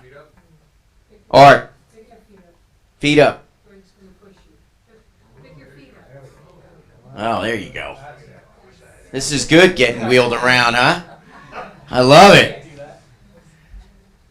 I'll tell you, this to me is probably one of the best honorees that we could do for the Township of Ocean. I mean, it's truly our volunteers within the Township of Ocean that really make this township what it is. And I really can't say enough for the men and women that volunteer their time for this great community. But this gentleman here went a little above and beyond. I mean, if you look, he's got his World War II veteran hat on. Not a lot of these guys left. This was the greatest generation here. And Art, 100 years old. You are the man. Let me ask you a question, Art. What does it take to get to be 100? It's a long, long time. I love it. What special foods do we like to eat? Anything. He's the best eater. I love that, Art. And how about drink of choice? Choice of what? Well, do you like to have a cocktail now and then? Yeah. That's good. We still having cocktails, I hope? Sounds good. Art, you have really demonstrated what a phenomenal person you are. The fact that you served this country in World War II. You served our community as a volunteer fireman. We are so happy to be able to honor you this evening. And we have a few proclamations here and a couple of guests. So we're going to start up at the top. We have our Assemblywoman, Kim Ulner, here. Kim, come on up. Sure. Let me give you the mic. Thank you. Absolutely. Mr. Skank, it's an honor to be here. I'm one of your representatives down in Trenton. And I would like to thank you for your service in World War II to protect our wonderful country and for your volunteerism here in this lovely, lovely town, being the fire chief and on the fire. And obviously it lasted through your life. All of your children, I hear your grandchildren, are all volunteers as well. So you're a wonderful example to us all. I'm not going to read all of this, but we in the state legislature are very proud to know you. We're thrilled to celebrate your 100th birthday a few weeks ago, and just want to thank you again for all you've done for us and for our country, and God bless you. Thank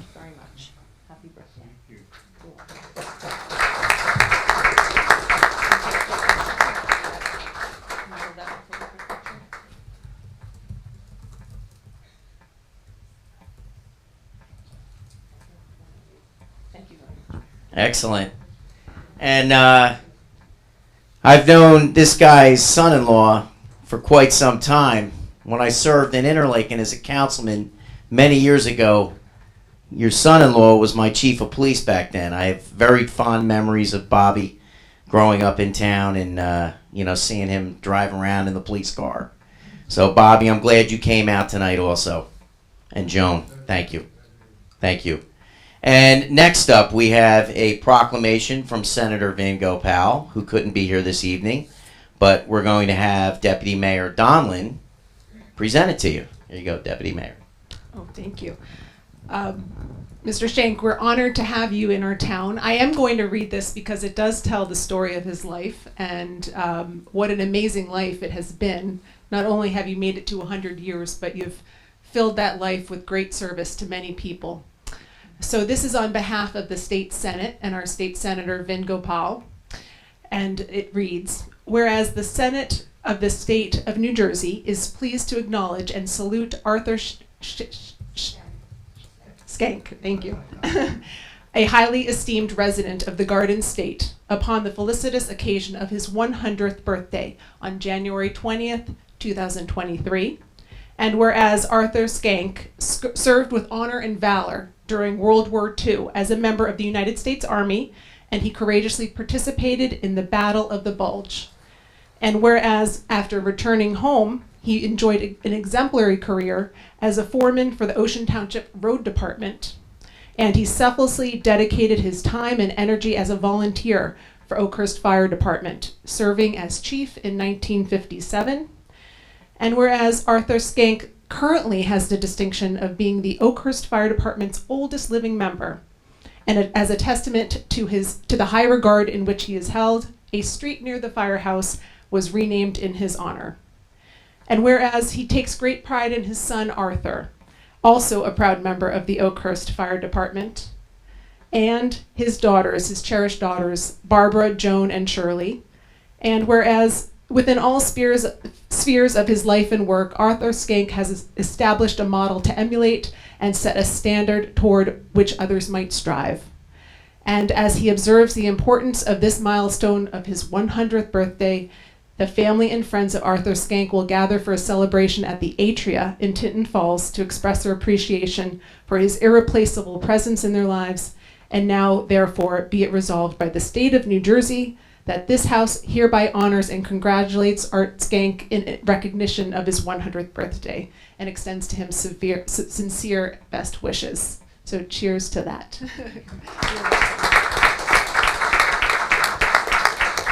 Excellent. We want to thank Senator Gopal, who couldn't be here this evening but did send off his proclamation. And next up, we have Councilman Achera, who is going to read a proclamation, or actually piece of the proclamation, from Commissioner Director Tommy Arnone and the rest of the commissioners from Monmouth County. Mr. Shank, thank you for your service. We appreciate everything you've done here. Everything that was outlined in this recognition was also read already, so I'm not going to repeat it because everybody already knows how great of a man you are. So as the mayor said, this is on behalf of Commissioner Director Tom Arnone and the other commissioners from Monmouth County, and they thank you for your continued service and all of the time that you've spent in the town supporting all of the volunteer efforts that you have. So it's with great pleasure that we congratulate you on your 100th birthday and give you this certificate of recognition. I'll leave it over here, or we'll take it to the treasurer. And Art, we have one from the Township of Ocean as well. I'm not going to read the entire thing. I'm going to read a couple of pieces because I really like the beginning of our proclamation, where it says, whereas longevity of life is a blessing for an individual and for a community which benefits from the knowledge, creativity, and experiences this individual brings to all.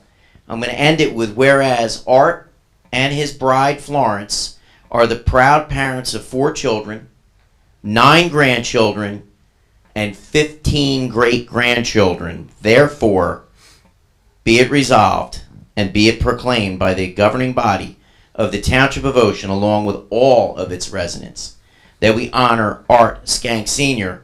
for his long life and prosperity. And we do wish you many more, Art. You think you can do that? Absolutely, Art. Congratulations.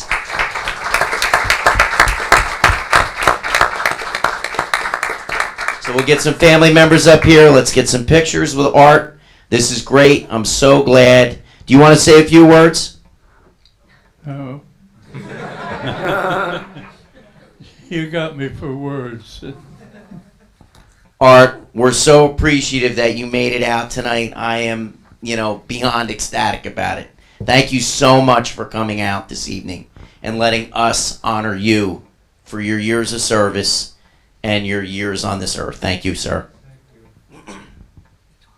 It's picture time. Do we have Tommy's back up? So I think it goes by itself anyway. Yeah. You don't need Tommy. Okay, the purpose of the public portion is solely to ask questions to understand resolutions that appear on this agenda and is not an occasion for a public hearing on an ordinance. All questions not related to an agenda item should be asked during the public comments portion at the conclusion of the meeting. Are there any questions that relate to the agenda this evening? Please state your name and address. Seeing here none. Can someone please offer the consent agenda, resolutions 2343 through 2345? I'll offer. Second. I'll second. Councilmember Achara? Yes. Terry? Yes. Deputy Mayor Donlin? Yes. Mayor Napatani? Yes. Does it need batteries? Now you gotta hold it. You have to hold it for Hold the mute. Hold on to for like 3 seconds.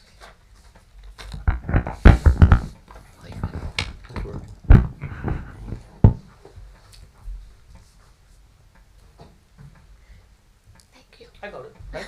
Yeah. Individual action vouchers in the amount of $1,690,125.23. Someone please offer. I'll offer. Second. Second.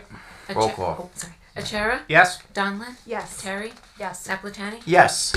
Resolution 2346, authorizing the cancellation of taxes for 2022 and refunding or crediting the tax overpayments resulting from the New Jersey State Tax Court and Monmouth County Tax Board judgments to the following. Letter A, Block 8, Lot 35, in the amount of $9,832.57. Letter B, Block 8.01, Lot 12, $9,790.99. And letter C, Block 8, Lot 33, in the amount of $659.89. Someone please offer. I'll offer. Second. Second. Achara? Yes. Donlin? Yes. Terry? Yes. Napatani? Yes. Resolution 2347, authorize the following 2023 contracts for the William F. Larkin Golf Course at Colonial Terrace.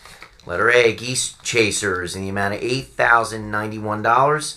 And B, Vic Gerard Golf Cars, in the amount of $21,528. Someone please offer. I'll offer. Second. Second. Roll call. Achara? Yes. Donlin? Yes. Terry? Yes. Napatani? Yes.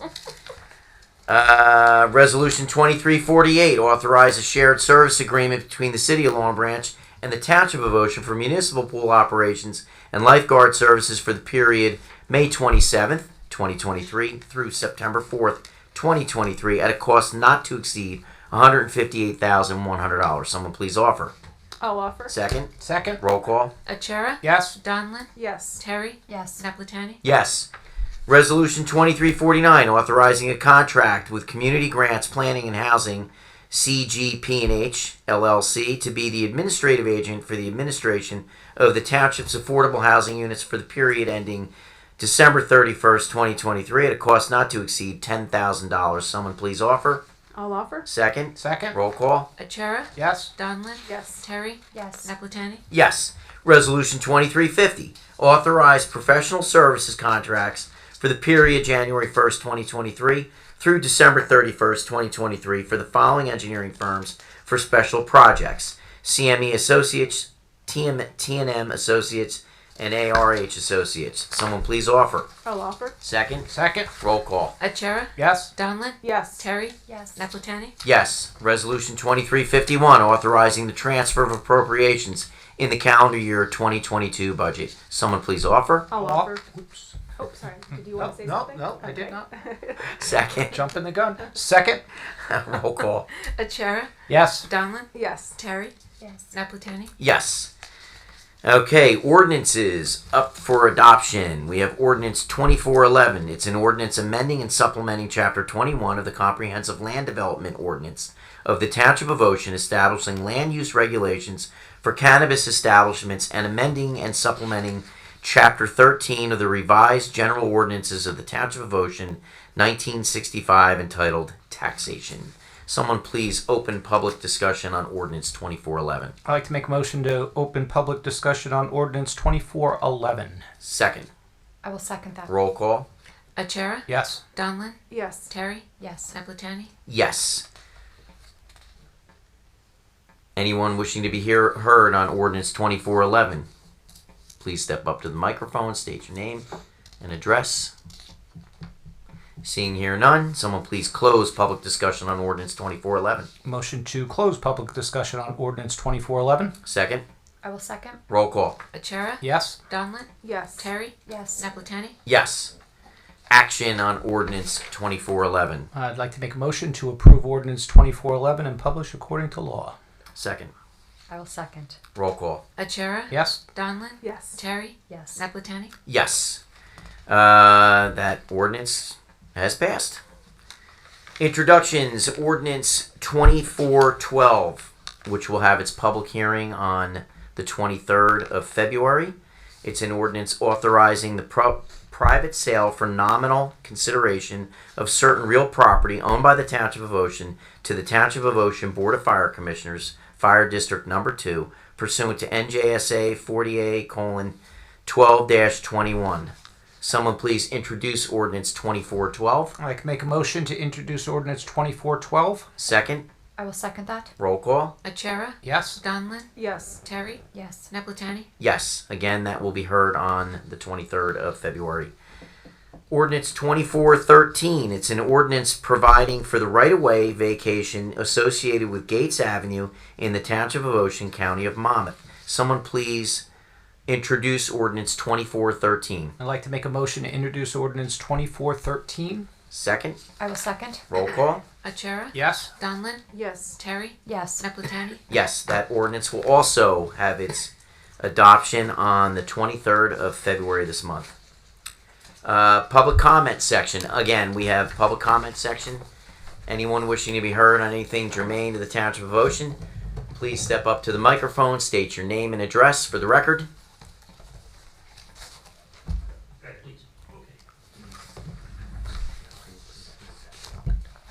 Yep. Good evening. Bob Jerzeski, 1403 South Monmouth Drive. I want to talk It's a little low. it's a little low. I want to talk about deer management. We have just looking for an update. We watched the video from a couple weeks ago, and 2 points I think. First one is we're encouraged with the presentation that non-lethal means are being seriously considered, so we're very much thumbs up on that. And I was just talking to Councilman Achara before, and he gave me a little update on this, but maybe officially for the record, we're waiting on a petition to send to the state, or are we waiting on to get it back? And what is it for? I just want to be really clear about that. Any other questions before we go into that? No, I think that's it. Okay, so Yeah, we're what to wait. say. Yeah, I mean we're waiting for information back from the state. Once we review back from the state, then we can decide which route we're going to go. I can assure you that the council will be making a decision on this as soon as we get all the information back and we review it and have within a timely manner. But we're dictated by what the state's doing right now by reviewing that. Right. So we sent them information. They're getting back to us. David, can you just briefly explain? Thanks, Mayor. I just got to correct you on one thing. Yep. So we sent something in over a year ago to the state. We then were responded back from the state saying you have these 10 items that you need to address and then resubmit to the state. We're still addressing those 10 items, which we just did a study of the deer through infrared technology. And there's a couple other things that we still have to do. And then we will resubmit to the state, and then the state will give us the decision on the non-lethal method. Once we get that decision, then we have to come back to the governing body to see what their pleasure is if we get denied. The likelihood of what I'm hearing is that we might probably so get denied because They've never accepted. exactly. anywhere from Jersey. You know, so we're in conversations right now with some consultants that do this plan of how to do the non-lethal, and that's the stage we're at. And at some point, we have to go out to bid to hire one of these entities, and then they will do the official plan for us, and then we'll be in position to submit to the state. And based upon the study that the flyover so far, just what we did in the one area, we're about 10 times the amount of deer that we should have. Yeah, I don't think there's any question that management needs to occur. Right. For safety and for lots of reasons. It's the type of management, of course, we're all concerned about. When it comes back, I guess a couple questions. When the decision comes back from the state, which we, 99% sure we know where it's going, do we have, are they like the final say? I mean, is that it? If they say that you can't do non-lethal, is it over? Do we give up? I think at that point we would have to ask our legislators in the state to see if there's anything that can be done at that point. We had sought their help initially, but they said they weren't able to help us until we got a official denial, and we have not reached that point yet. So. And Princeton is trying to do the same thing? Correct. So maybe there's some strength in numbers. Correct. Okay. Gosh, I had one more question. It's not going to come. You have to step up to the microphone, please. Thank you. Stay here. So I think what you Name and wanted to- address, please. Nancy Ehrlich, 1403 South Wanamassa Drive. I think you were going to say if the state denies, when do we push back? A lot of the legislators were saying we have to continue to push back. At some point, there has to be somebody standing up and saying enough. It has to change. It can't just be an end-all, say-all that the state says no, and we say okay. So Yeah, let's see what they say based on our proposal, and if they agree with us that a non-lethal method in our town would be the most efficient, effective, safe method. Hopefully they will agree with us. I know it hasn't been done in the past, but if they deny it, then we'd be at a place where we would be able to ask our state legislators if there's another route or if there's some other kind of, pressure we can It hasn't been ask. done in New Jersey, it's been done in other states. Right. So we have a precedent. Mm-hmm. Do you have more? can I continue and he leaves? Yes. Okay. Okay. So my other question, I know in that last meeting that you had at that roundtable meeting that we saw in the video, there was talk about the concern of cost. So if you did ever get approved to do the sterilization, that it would be very expensive. I remember speaking with Mayor Siciliano, and his exact words a few years ago was, as far as money, I said we could do fundraisers, we could do adopted deer programs, there's things we can do to help. I volunteer with the Animal Protection League, who you've all been speaking to. So there are things like that we can help with, but Mayor Siciliano had said, money, that's not a problem. We have money set aside we haven't used. We can throw money at that. So I'd just like to know how much funding has been budgeted for deer management? Nothing. Okay. So do you think he just...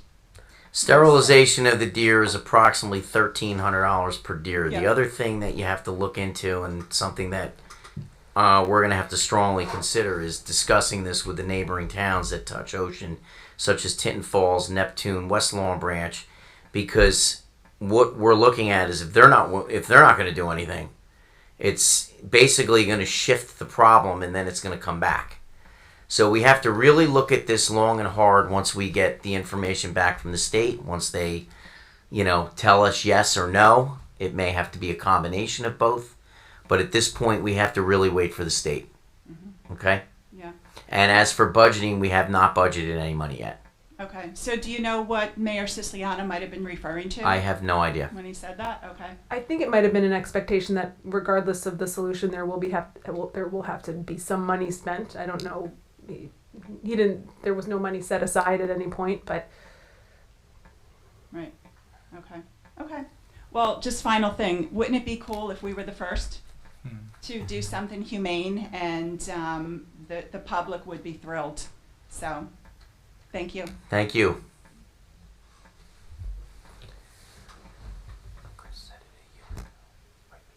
Ken LaFosa, 25 Boxwood Drive, Cedar Village. First of all, Mr. Mayor, good luck. I'm Thank you. sure you'll be an excellent mayor, just like Bill Larkin was at one point in time. He was a fabulous guy. And Second- sorely missed. Yes, very much sorely. He was quite a gentleman, and if you asked a question, you always had an answer. The other thing regarding the deer, now you had that flyover or infrared or something. What kind of a count did they come up with? Margie, was it around 274? It was over. Hold on one second. Let me just pull that up. I have it. I have it in my quick notes. So And it wasn't the entire township either. No, it was just over Joe Palea Park and the Welts. and Welts Park. yeah. Oh goodness. And then So about $250,000, though, right? 200 and some odd thousand. Oh, if we were to non-lethal? Yeah. The count was about 100 something over those over the. It was 10 times the amount of safe that were. 10 times the amount of deer that is needed to maintain a healthy ecosystem. So we're 10 times the amount that I we need. understand what you mean 10 times over, but I don't know what's considered a healthy ecosystem. Is So that if 1,000, I 10,000? if I recall correctly, there were approximately 270 deer that were counted. So if we're 10 times the amount, I guess they're saying we should have 27. Yeah. So in our case right now, and what we've talked to with our environmental commission, they've looked at Palea Park, and it's in essence dying right now because the deer are eating it. So it was 108 deer per square mile. Okay. And that was based on the lowest point in the mating season. So they expected that, over the summer, this population would swell to, I think it was over 100% of that amount. Okay, because I'm pretty confident that Cedar Village has a pretty good amount there. All you do is ask your mother. Are they 55 and over though? Out there? Well, we're not The really deer? concerned. We don't have them as members there, Good one. But we're kind of glad that the Arbor didn't go up there. Otherwise, they would have been joining us in our community. That's for darn sure. But outside of that, thank you very much, Kate. Thanks, Ken. Oh, one other thing. Yes. It was nice to see the fireman here, not only for the celebration of his birthday, but the fact of the matter is, I don't know if everybody thinks of it the same way, but when we're running out, they're all running in, whether it be first aid, fire, or police. And I strongly recommend whenever you see one getting a cup of coffee, you make sure you buy it. So. Thank you, Ken. Great words. Anyone else wishing to be heard? Seeing here none, do I have a motion to adjourn? So moved. Second. Second. Roll call. Achara? Yes. Donlin? Yes. Terry? Yes. Naplatani? Yes. Thank you. Have a good evening. What's that?